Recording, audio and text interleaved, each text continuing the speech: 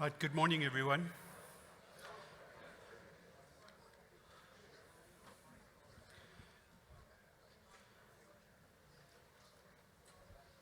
So my name's Martin Smith. I'm the immediate past president of the IHPBA, and it's my absolute pleasure to introduce to you the current president of the IHPBA, Dr. Norihiro Kokudo.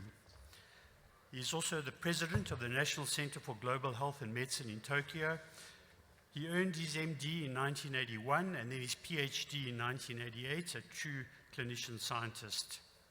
From 1989 to 1991, he stayed at the Department of Surgery, the University of Michigan, as a visiting research investigator, and after many years at the Cancer Institute in Tokyo as the senior staff of GI surgery.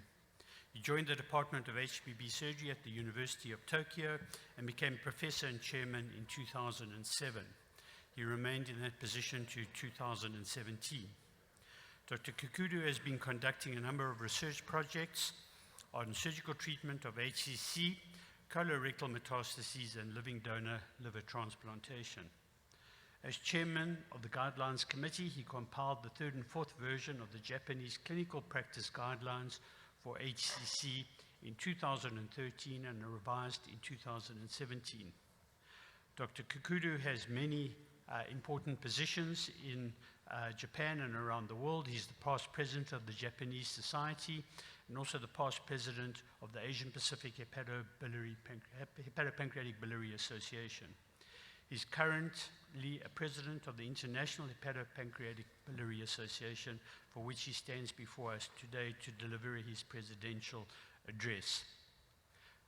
From a personal perspective, I've worked with Professor Kokudo now over this period of his presidency, and I have to say that his steering of our society through incredibly difficult and troubling times globally, but he did so with his normal calmness, with his wisdom, and he really led the organization in an exemplary way.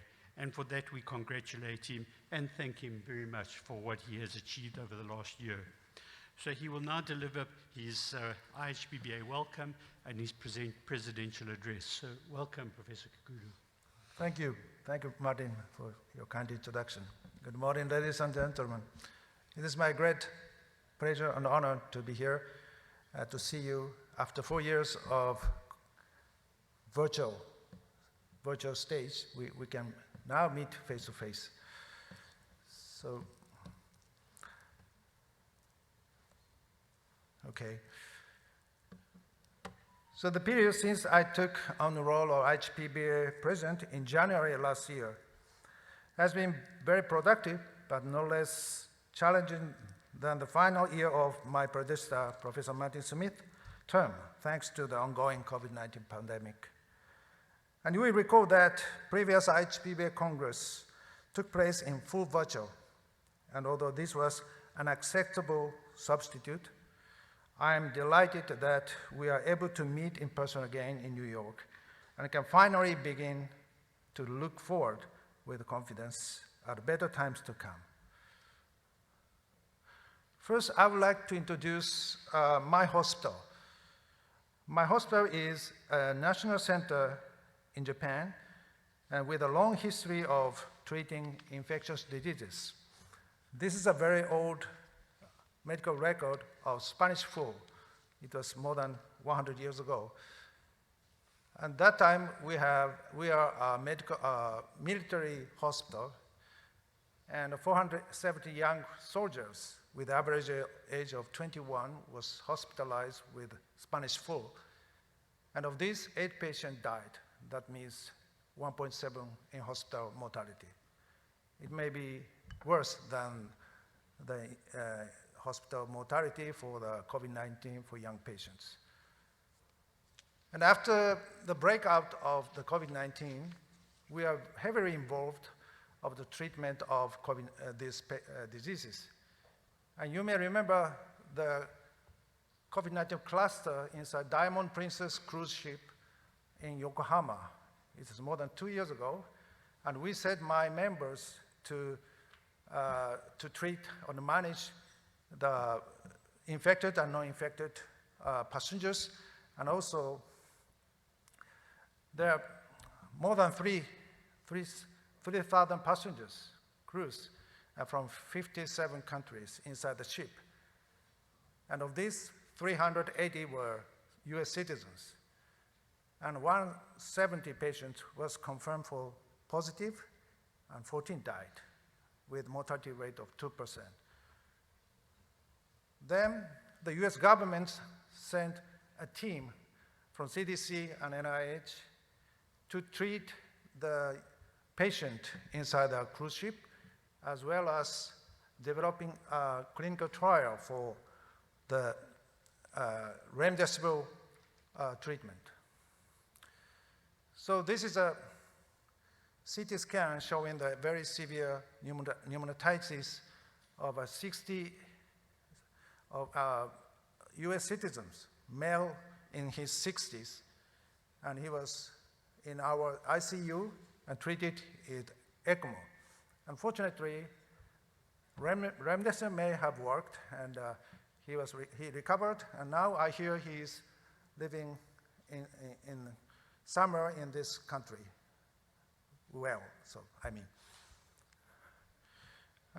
And this is one of the New England Journal Medicine paper showing the use of compassionate use of remdesivir for patients, including the one I showed you. And probably this is the most typical case of incidental SCC with COVID-19 infection.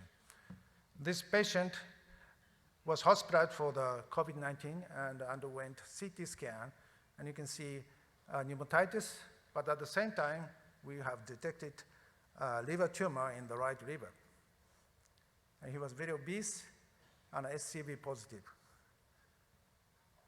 And PCR test was positive, and he was discharged.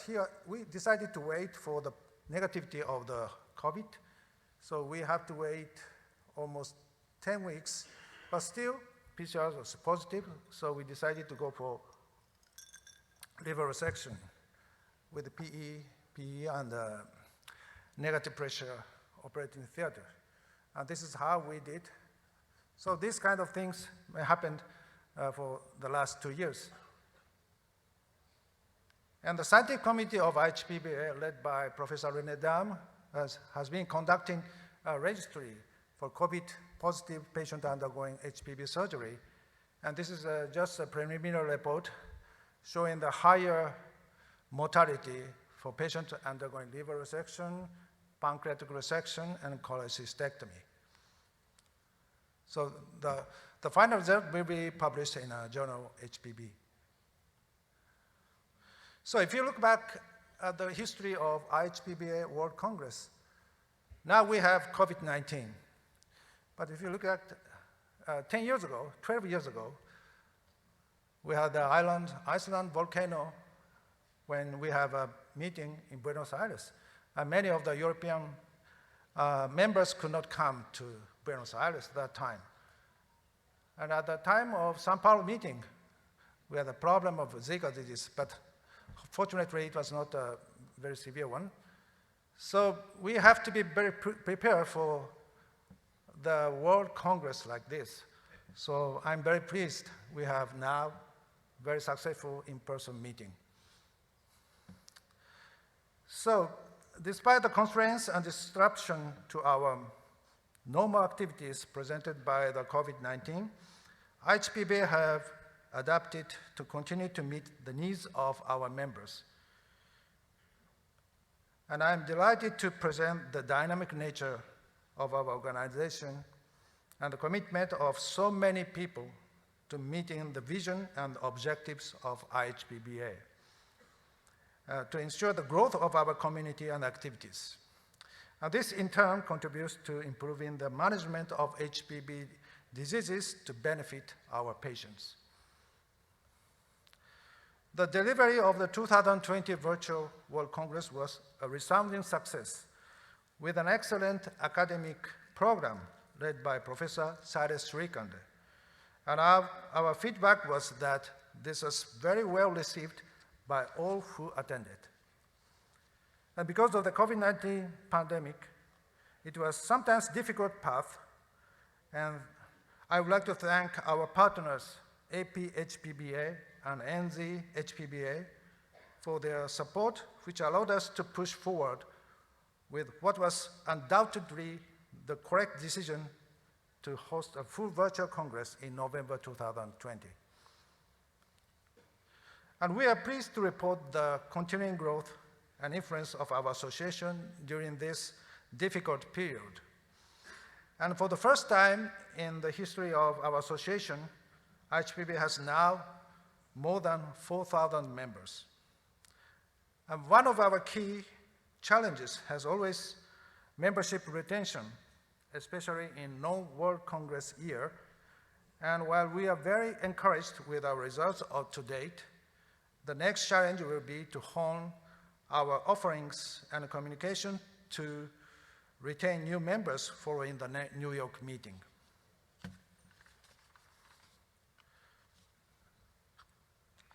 We could have achieved this without collaboration of our partners in the regions and local chapters. And I would like to thank the IHPBA, IHPBA, and IHPBA officers for working alongside IHPBA for the benefit of all.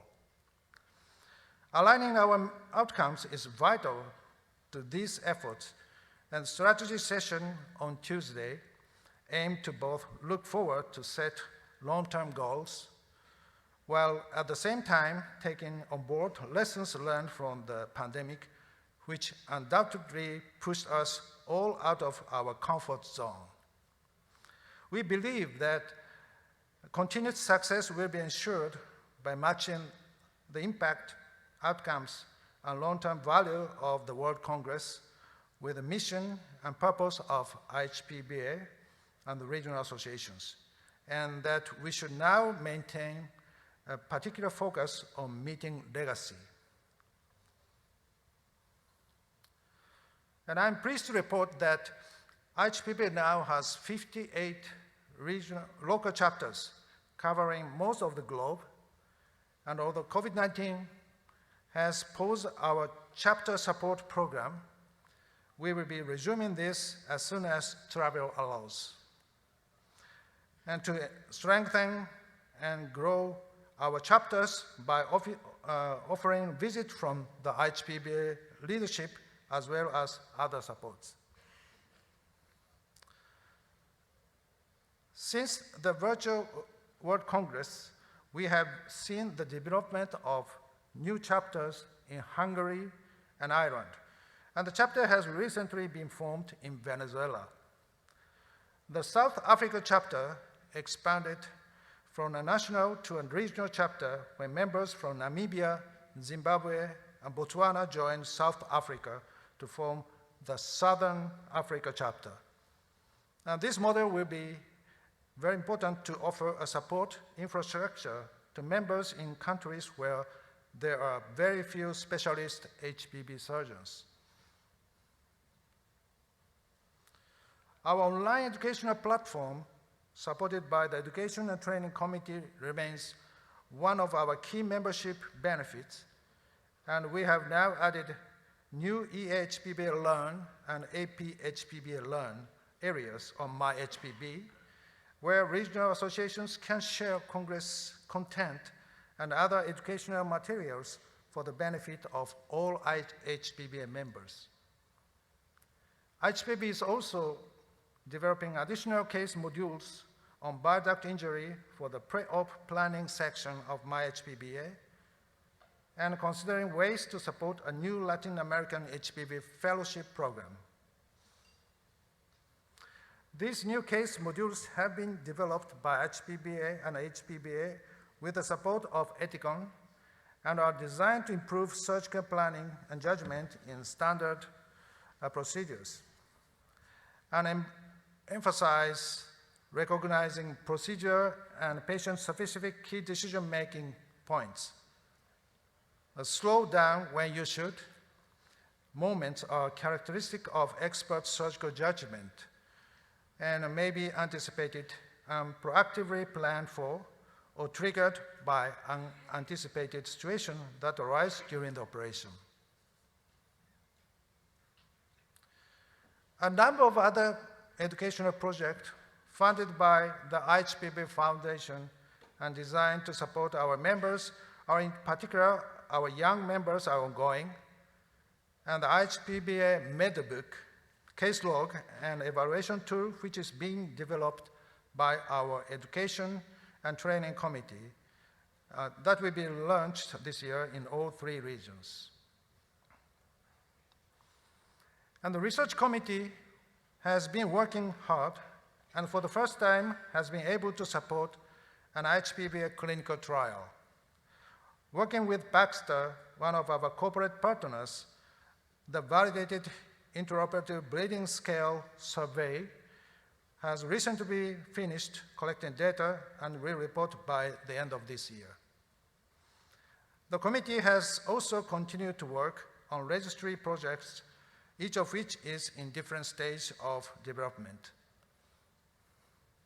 Registries on COVID-19 patient outcomes in HPB surgery that I touched previously, and gallbladder cancer and non-collected liver metastasis are ongoing, and a collaboration has been formed with IMIPS to develop an international minimum invasive pancreatic resection registry. These are the meetings for gallbladder cancer registry, and I'm glad to hear that there has been already more than 600 patients who are registered. And the integration of new technologies into the management of HPB disease continues, and the provision of high-quality, safe surgery has always been our objective.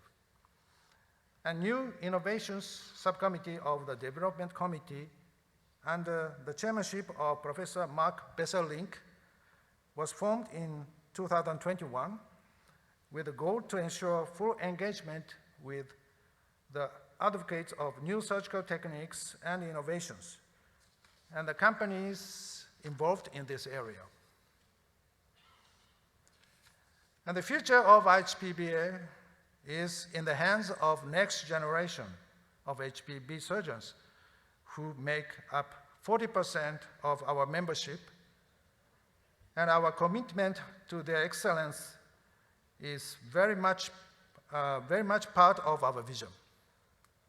And we also believe that the voice is critical in our deliberations and decisions. So we are delighted that Early Career Group, ECG of IHPBA, will launch formally here in New York, and to welcome the chair, Julie Hallett, to IHPBA Council. The ECG has a full program of activities in New York here, and including a scientific session, discussion in their lounge and receptions.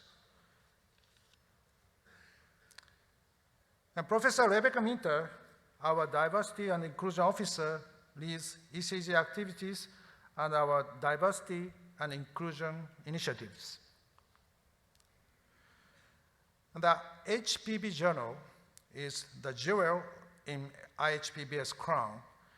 And during the past year, the editorial team, led by our editor-in-chief, Professor Steve Wigmore, has continued to work energetically to build on the journal's impact factor and prestige. We are also grateful for the support of our publishers, Elsevier, who has been strong partners in the growth success of the journal. The IHPBA Foundation's activities have also been curtailed by the COVID-19 pandemic, particularly in the area of outreach. But education and research projects have also been impacted. However, in 2019 and 2020, IHPBA was able to pass on record high amount of funding to the foundation. And the foundation board, under the excellent leadership of Professor Wright Pinson, has been fully committed to supporting activities that reflect and enhance IHPBA's mission and goals. We have been fortunate to securing grant funding, which has allowed us to award 2 Kenneth Warren Fellowships in 2021 and 22. and increased stipend of $50,000 US. And we are already seeking applications for the next term, 2022 and 23 fellowships. One successful response to the pandemic is that the Foundation is supporting a series of village webinars to enable the dissemination of HPB knowledge and also bring lower or middle income countries which are otherwise isolated together in an academic forum. I would like to thank Professor Jagannath for creating this very, very wonderful platform. And with Foundation funding, this project has recently been able to purchase HoloLens technology, which offers mixed, augmented, and virtual reality environment to support remote learning of large groups, and remote mentoring, and remote proctoring. With additional funding available, we are looking forward to supporting other new innovative projects and increasing Foundation's other activities post-COVID. And in 2020, this year, the collaborative delivery model of the World Congress has once again been successfully embraced under the leadership of Professor Will Chapman and Michael D'Angelica and the HPBA executive, with close teamwork between the IHPBA, and AC Global, and the HPBA management company, LP, etc. And resulting in what I know will be one of the IHPBA's most successful Congress. And we are optimistic that we will achieve record attendance levels in New York. And while COVID-19 has made the process very difficult, collaboration with our HPBA partners to overcome these challenges to deliver fantastic meetings has been the key objective. And we are committed to an in-person meeting. But the need to meet the needs of members who were not able to travel to New York has been a priority and has been accommodated by including a virtual element to the meeting. And I am so grateful for the enormous effort from Professor Javier Lendor and his extremely capable and hardworking scientific committee in developing an exciting and innovative program for the Congress. Our efforts to ensure regional and gender representation in our meeting faculty are ongoing, and Javier's collaborative efforts have endured great progress toward achieving this objective.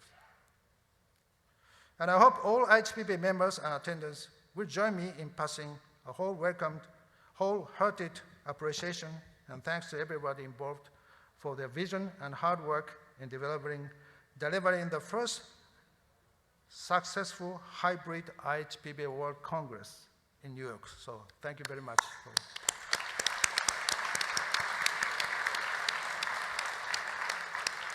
Thank you.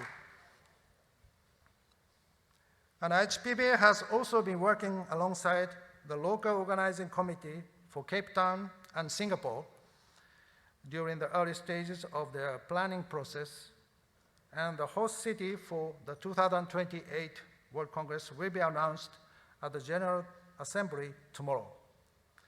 And these are next priorities for our society. So in conclusion, ladies and gentlemen, IHPBA has weathered the COVID storm remarkably well, and I think the future of our association looks very bright. And collaboration with the regional associations and our other partners in an important vehicle for achieving our aims and objectives. And there are a number of new frontiers, including global surgery, addressing the challenge of the unmet need of surgery, meeting the needs of younger generation, new innovations such as MIS and robotics.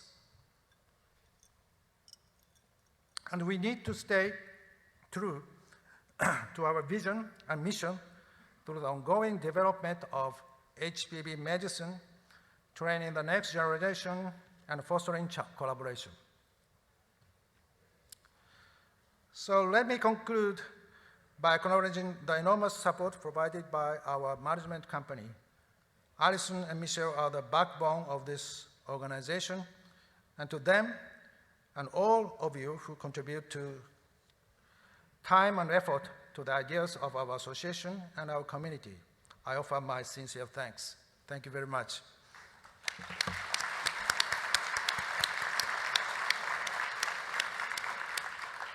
And also, I would like to thank all executive committee members who kindly attended monthly meetings regardless of their busy schedules. And you can see the time zone difference across the globe. It was a big challenge for me to lead many important decision makings for the society, and I would like to thank all for their great support. Thank you very much.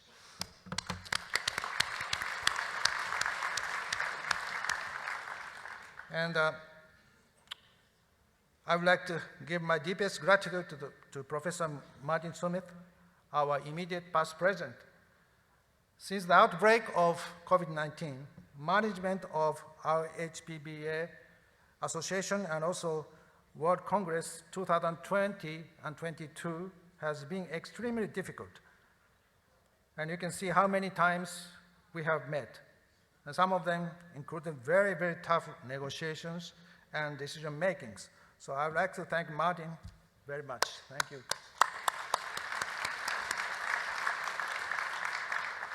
Thank you.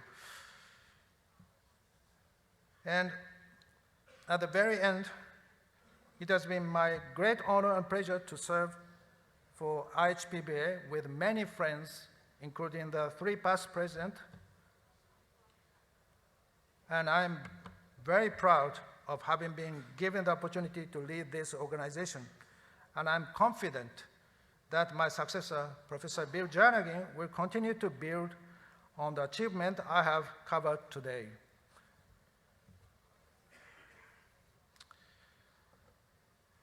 So the next IHPBA Congress will go to Cape Town, South Africa.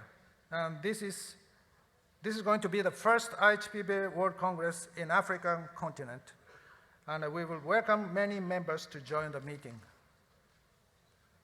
So lastly, I would like to thank my colleagues at the hospital. So thank you very much for your kind attention. Thank you.